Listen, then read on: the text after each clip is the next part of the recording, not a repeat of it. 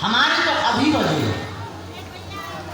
तो किसी अधिकारी ने आके हमें समझाया कि आप क्या मजाक कर रहे हो, आपको पता भी है कि आप ये संदेशा कहाँ पहुंचा रहे हैं। हम तो देखो भाई, हम मुड़ के आदमी, हमारी घड़ी ने कहा कि अब चलो, अब चल रहे। हमारे जब हनुमान जी बोलेंगे हम तब जाएंगे, तुम्हारे हिसाब से थोड़ी जाएंगे। तुम्हें लगता है कि आना चाहिए तो हम आ जाते हैं, वरना सम्मान बरकरार है। आप पर कृपा हनुमान जी की बनी रहे। कभी तुम्हें टहलते हुए टाइम मिले तो हमारी कोठी में चले जाए। इसका मतलब हम अपमानित नहीं करना चाह रहे, हम आपको बताना चाह रहे हमारी अपनी निजी कोई प्लानिंग नहीं, हम सरेंडर हैं। वो जैसा हमें चला देंगे, हम चल देंगे। हम वही तुमसे कहना चाहते, जब साधक सरेंडर हो जाता है, हमें लगता है उसकी फिर बिना प्लानिंग के चीजें अपने आप प्रकट होंगी।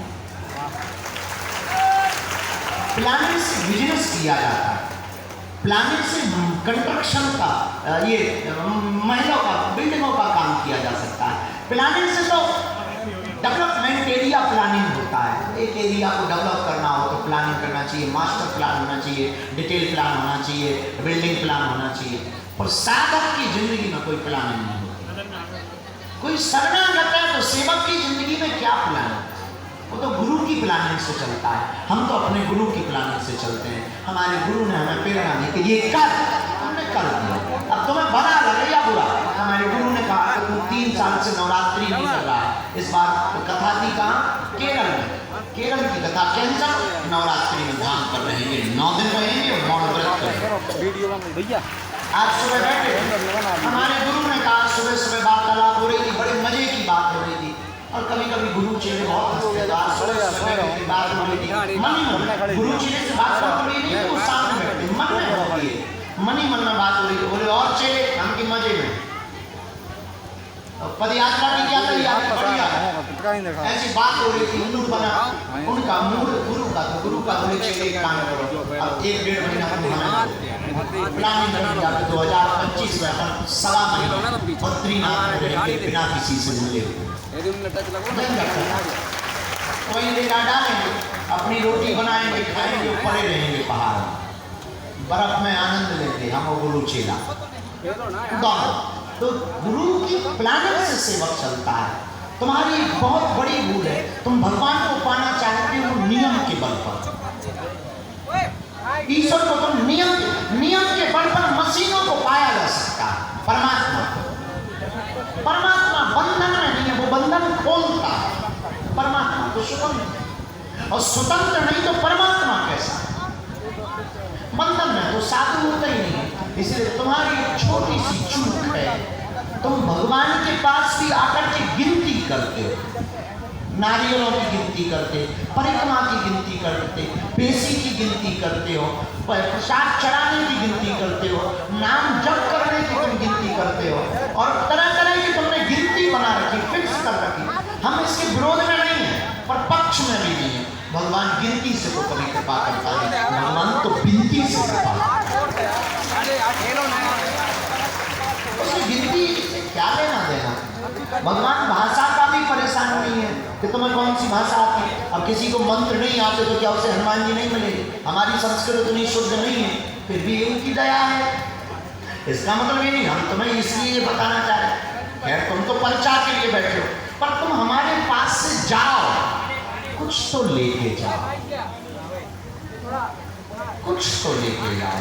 वही चमत्कार, वही तुम्हारी मन की बातें, वही तुम्हारे बाप का नाम, वही परिचय। ठीक है, अलग है, बात अलग है, लेकिन तुम कुछ ऐसा लेके जाओ कि तुमको परिचय की जरूरत ना हो। तुम हमसे ऐसा कुछ पालो कि तुम्हें दरबार में जाने की जरूरत ना पड़े। तुम ऐसी कोई साधना पालो कि तुम्हारा गरीब आगे से उठान हो जाए। तुम ऐसा कुछ प्राप्त करो कि दुनिया की बड़े से बड़ी ताकत तुम्हारी नेत्रों की झलक को देख करके अपने आप चौंक जाए। अब ये अभिमान में कहे या स्वाभिमान में कहे, तुम्हें जो लगे वो मानना। हम तो बहुत न्यूट्रल होकर के बोल रहे हैं। हमेशा गर्व रहता, गुमान रहता, अभिमान नहीं रहता और गुमान रहता है। अपने आप में हम मस्त रहते हैं। एक बार अगर इंद्र भी आएगा तो वो पूछेगा, डियर आई एम कमिंग, तो वो इतना बलवान। हमें अपने बजरंग बली पर भरोसा है।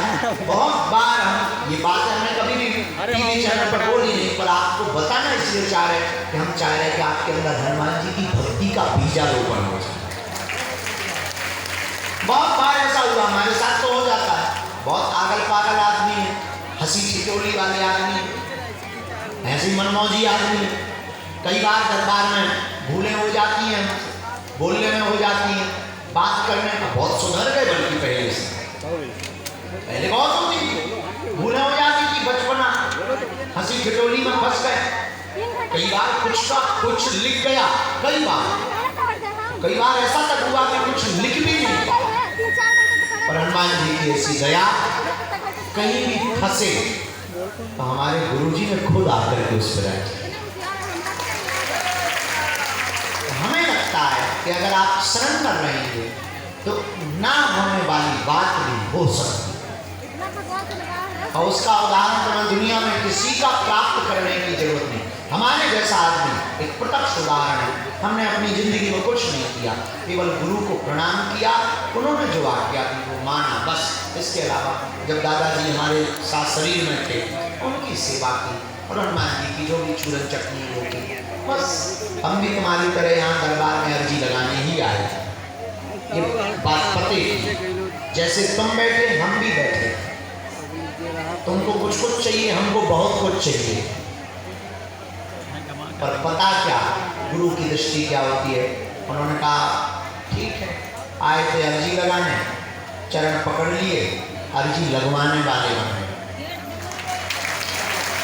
तुम भी ऐसा कुछ पा सकते हो, तुम भी ऐसी कुछ अपदीपो भवा, कल भी मैंने कहा था, आज फिर कहते हैं अपदीपो भवा, अपना दिया तुम खुद बनाओ, दूसरे के उजाले में कब तक जियो, दूसरों के प्रकाश में तुम कब तक देखकर चलोगे। अंधेरा तो लगा रहना है, अंधेरा तो शाश्वत है। संसार का नाम ही दुखालय है, तो तुम संसार में दुखी तो रहोगे, पर एक काम करो, अपना दिया खुद बनाओ, अपने साधन तुम खुद बनो, ताकि तुम ही अपने प्रश्न के उत्तर स्वयं पाओ। अपदीपों का मतलब ये नहीं कि तुम कल से ही दरबार ठोकने लगो और तुम लेकर के पर्चा बैठ जाओ। तो गुरु जी ने कहा अपना दिया खुद बनो, मतलब अपना दरबार खुद लगाओ। इसका अर्थ ये मत निकालो, इसका अर्थ ये है अपने प्रश्नों के उत्तर आप खुद जानो और जानने की भी जरूरत ना पड़े। जब बहुत प्रेम हो जाता है ना तो फिर बोलने की जरूरत नहीं पड़ती, आंखें बात करती।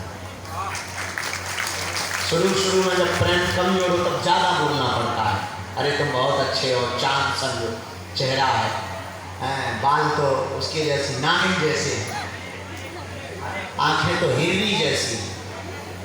जब प्रेम नया नया होता है तब महिमा मंडन किया जाता है, और जब प्रेम